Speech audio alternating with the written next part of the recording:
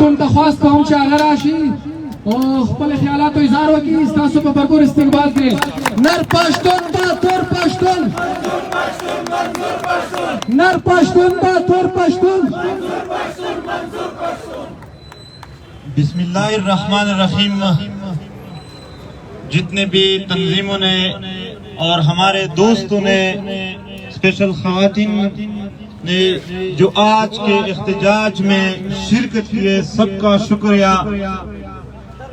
تقریر سے پہلے افغانستان میں جو زلزلہ زدگان ہیں ان کے ساتھ اظہار افسوس اظہار یکجہتی کرتے ہیں اور پوری دنیا سے اپیل کرتے ہیں کہ مشکل کے اس کڑی میں ان کا ساتھ دے. آج جب اپنے حق کے لیے ہم احتجاج کر رہے ہیں تو یہاں میڈیا میں بہت کم آپ کو مجھے تو صرف ڈان نیوز کی ایک مائک نظر آ رہی ہے اور ایک اسد طور صاحب ہے, باقی کوئی میڈیا نہیں ہے. یہاں پر بتایا گیا کہ ریاست کی طرف سے پابندی ہے کہ پی ٹی ایم پر بندش ہے اس کو نشر نہ کیا جائے. وہ پابندی جو راوانوار پر نہیں ہے, وہ پابندی جو احسان اللہ احسان پر نہیں ہے, وہ پابندی جو بذات خود باجوہ پر نہیں ہے, وہ پی ٹی ایم جو امن و امان کی بات کر رہے ہیں اس پر ہے. آج بات کر رہے ہیں کہ کیا یہ پابندی پی ٹی ایم پر ہے یا پورے پشتون قوم پر ہے.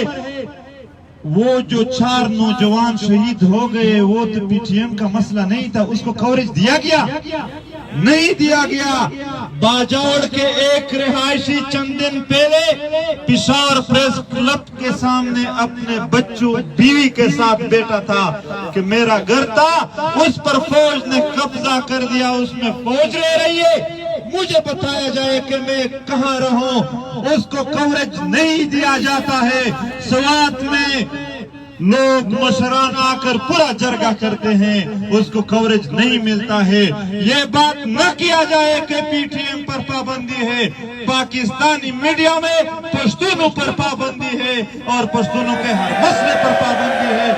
یہاں صرف اس پشتون پر وہ پابندی نہیں لگائیں گے جو بکا ہوا ہے اور اس کے ساتھ مل کر اپنے وطن کے استحصال میں اس کی مدد کرتا ہے.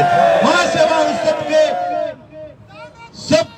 سب پر یہ پابندی لگا دی ہے انہوں نے. دیکھو ابھی پچھلے دنوں خیبر کا ایک بچہ 14 سال عمر تھا, ابھی انہوں نے زندگی کو پہچانا جانا بھی نہیں تھا کہ زندگی کیسے گزارنا ہے.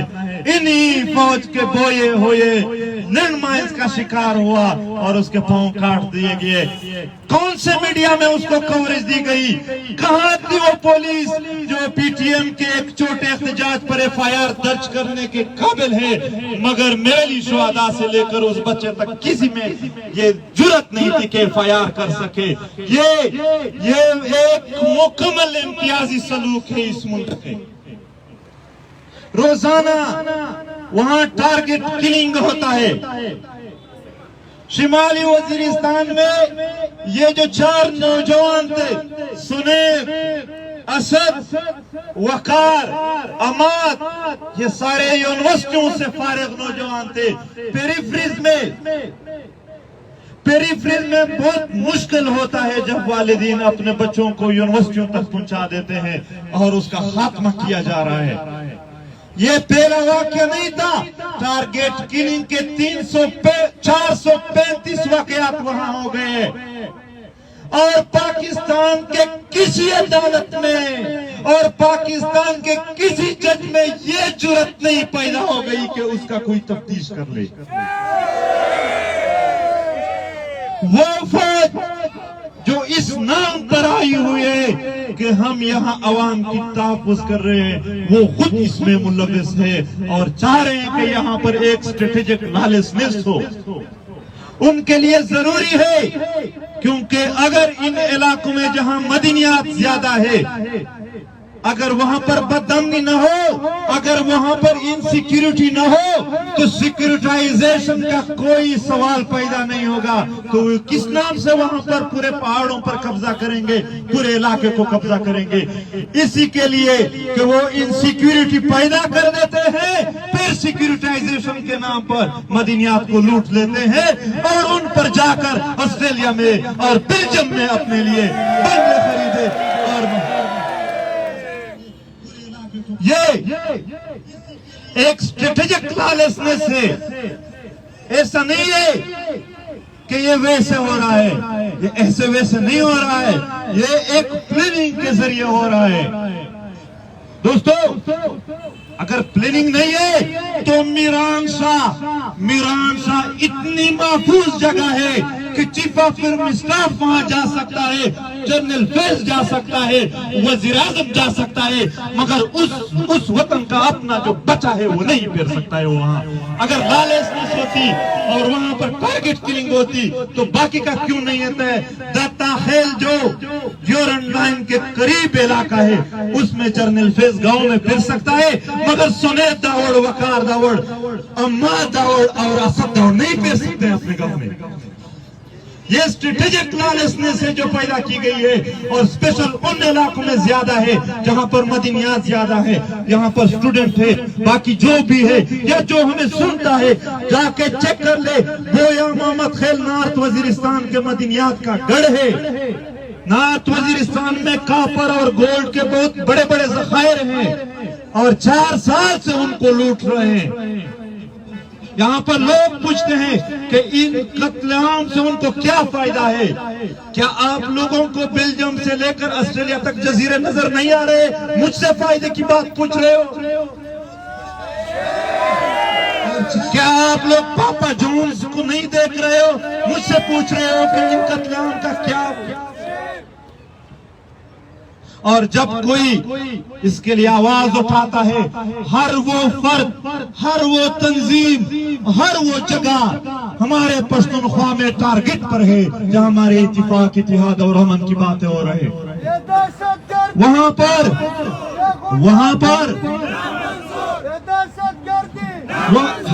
وہاں پر بشیر بلور سے لے کر عثمان لالا تک، عارف ارمان خڑکمر تک ہر وہ شخص ٹارگٹ کر دیا گیا جو اس وطن کی بات کر رہا تھا. ہر وہ جگہ جہاں پر اتفاق، اتحاد ممکن ہو سکا، چاہے مسجد ہو، چاہے امام بارگاہ ہو، چاہے وہاں پر کوئی جنازہ گاہ ہے، چاہے عیدگاہ ہے، چاہے بازار ہے، جہاں پر پشتون اکٹھے ہو سکے ان سب میں بم دھماکے تاکہ اس کا اتحاد پیدا نہ ہو. یہی باتیں ہیں، یہی غم ہے جو ہم روئے جا رہے ہیں. اور علی وزیر جب ان سارے واقعات کا ذکر کر رہے تھے تو وہ جیل میں ہیں. اس ملک میں سب کو آزادی ہے مگر ان لوگوں کو نہیں جو امن مانگ رہے ہیں. کیوں نہیں ہے؟ امن مانگنے والے لوگوں کی قدر وہ لوگ کریں گے جو خود بھی پر امن رہا ہو، جو خود دہشت گرد ہے، جو خود کلر ہے، قاتل ہے، وہ کیوں امن کے لوگوں کے احترام کریں گے؟ وہ ظاہر سی بات ہے احسان اللہ احسان کی قدر کریں گے، وہ راوانور کی قدر کریں گے، وہ دہشت گردوں کی قدر کریں گے. یہی وجہ ہے علی وزیر کو جیل میں رکھا گیا. میں یہ بات بھی کرتا چلوں کہ یہ جو موجودہ حکومت ہے یہ جب اپوزیشن میں تھی تو بڑی روئی جا رہی تھی کہ علی وزیر کا پروٹیکشن آرڈر جاری کر دیا جائے، کیوں وہ اسمبلی میں نہیں ہے وغیرہ وغیرہ. مگر آج جب ان کی اپنی حکومت ہے، پہلے پروٹیکشن آرڈر جاری نہیں کر رہے تھے، پھر ایک انڈرسٹینڈنگ کے تحت جاری کر دی کہ ہم یہاں جاری کر دیں گے، وہاں اسپتال میں کوئی ڈرامہ بنا دیں. علی وزیر جیل میں کیوں ہیں؟ کوئی گناہ نہیں ہے اس کا ماں سوائے اس کے کہ انہوں نے ان جرنیلوں کے کاروبار کو اور کالے کرتوتوں سے پردہ اٹھایا ہے.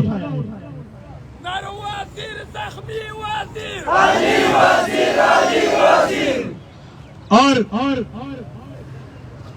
ایک FIR پھر دوسرا FIR پھر تیسرا FIR، ہر چیز پر سموٹو ایکشن لینے والے جج پھر یہاں پر تعصب کا شکار ہو کر پشتون کے نمائندے کے لیے کچھ نہیں ہوتے. اور حنیف پشتین 3 سالوں سے جیل میں ہے. اور عدالت میں جب ہم یہاں پر پچھلے دھرنا احتجاج کر رہے تھے تو 8 بار ایسے پیشیاں ہوئے تھے جس میں سرکاری گواہ پیش نہیں ہوتے. اب وہ پیشیاں 15 تک پہنچ گئے، مگر ابھی بھی اس جج میں یہ جرات پیدا نہیں ہو گئی کہ وہ فیصلہ کر سکے اور حنیف کو نمائندگی دے سکے. اور اویس عبدال ابھی تک جیل میں ہے. یہ بات کر رہے ہیں کہ آپ لوگ فوج کے خلاف بول رہے ہیں، اور جن لوگوں نے آپ کے وردیاں اپنے پاس سنبھال رکھ کر آپ کے 90,000 لوگوں کو واپس بھیجا تھا، اس کے ابھینندن کو تو چائے پلا کر واپس بھیج رہے ہو. ہمارے لیے بدماش بن گئے ہو. یہ کمزوروں پر طاقت کا استعمال کرنا باقی کا پتہ نہیں ہے، مگر ہمارے پشتون بیلٹ میں بے غیرتی کی یہ بھی ایک علامت سمجھی جاتی ہے کہ کمزور لوگوں پر کوئی طاقت کا استعمال کرے.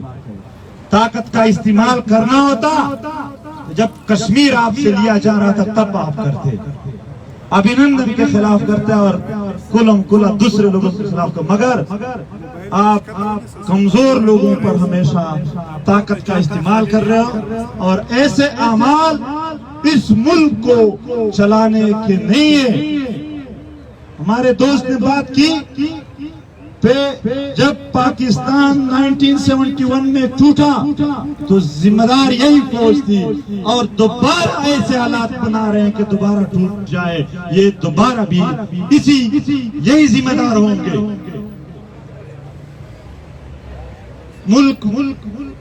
ملک کیا کہیں ہم اس کو؟ ملک تو وہ ہوتا ہے جہاں مختلف انسٹیٹیوشن مل کر عوام کی فلاح و بہبود کے لیے کام کرے. یہاں مختلف انسٹیٹیوشن نہیں ہے، یہاں صرف فوج ہے. وہ ہمیں بتایا جاتا تھا کافی بار، یہ میں نے بات کی کہ مولانا صاحب کہہ رہے تھے کہ اللہ نے انسان پیدا کیے، باقی سارے مخلوقات ان انسانوں کے فائدے کے لیے، ان کی خدمت کے لیے ہیں. یہاں پر فوج ہے اس ملک میں، باقی سارے ادارے ان کی خدمت میں پڑے ہوئے ہیں، باقی کچھ نہیں ہے. اور یہ فوج بذات خود امریکہ کے ہر بات کے لیے ریڈی ہے کہ وہ کیا کریں.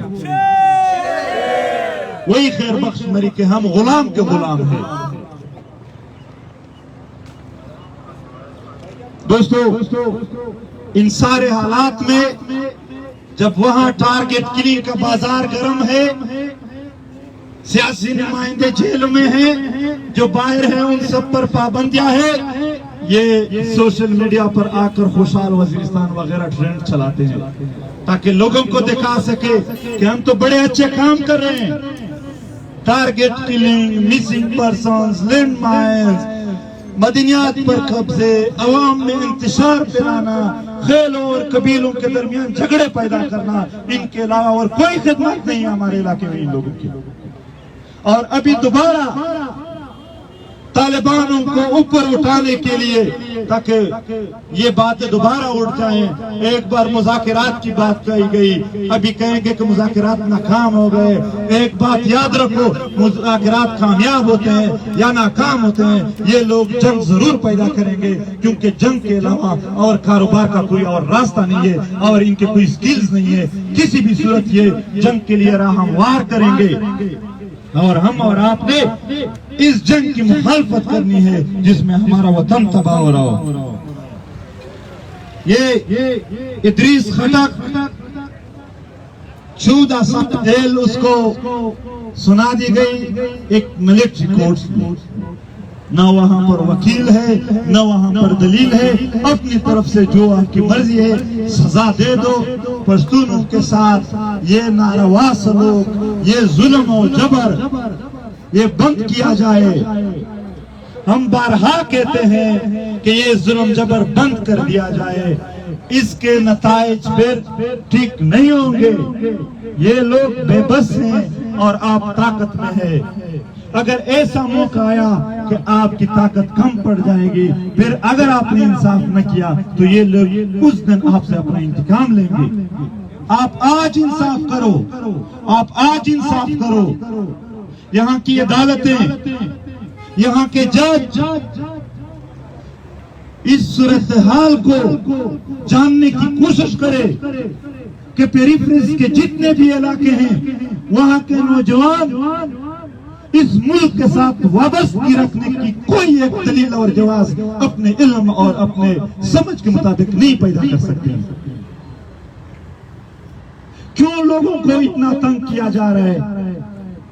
آج یہاں پر جمع ہو کر ہم یہی مطالبہ کر رہے ہیں کہ جج صاحب وہاں پر پشتون بیلٹ کے پیریفریز میں تعلیم یافتہ اور قوم کے خدمتگار نوجوانوں کا صفایا کیا جا رہا ہے، سموٹو ایکشن لے لے۔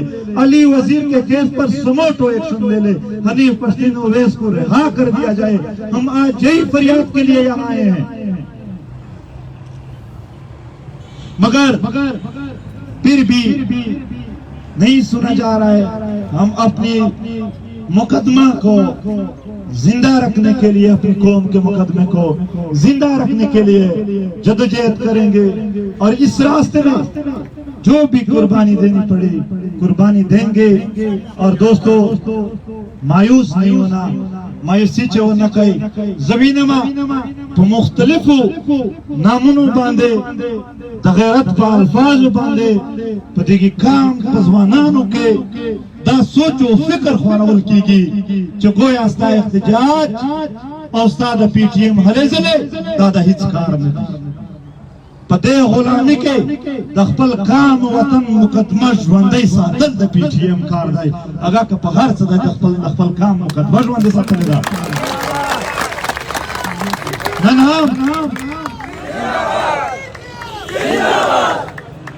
ننم پتے خاورہ باندے یو طرف دا کام خدمت کوي، بل طرف دا مستقبل حالاتو دا پارا او دا خپل کام دا خپل واقع دا پارا تیاری آنے کوي۔ ملگرو، دا مایوسے طرف تا کھلاڑے دا با دا دیگی کام شکست بھی ہیچ کلا چھ پخپل زان کے دننا دا دیگی کام شکست پا طرف زان دون زی دا دیگی وطن مقدمہ دا دا مغز وندن دا خپل وطن پنا مدائی اور دا دیگی دا پارا با مبارزہ کہو باقی دا پی ٹی ایم مشرطابہ پا حالاتو باندے اور دا حالاتو پر دے عمل باندے خروغ پوئی گی اور چکل ہم وقت راشی دا وقت دا ہر سے بدل با خواہ پا تکڑا سر آخستل کی گی۔ ملگرو منظم ہو سئی خدای متل خوشحال لرا۔ آخر میں ایک بار پھر ہم میرلی کے 4 نوجوانوں کے حوالے سے انصاف کا مطالبہ کرتے ہیں۔ علی وزیر، حنیف پشتون، اویس عبدال کی رہائی کا اور ادریس کٹک کی رہائی کا مطالبہ کرتے ہیں۔ شکریہ۔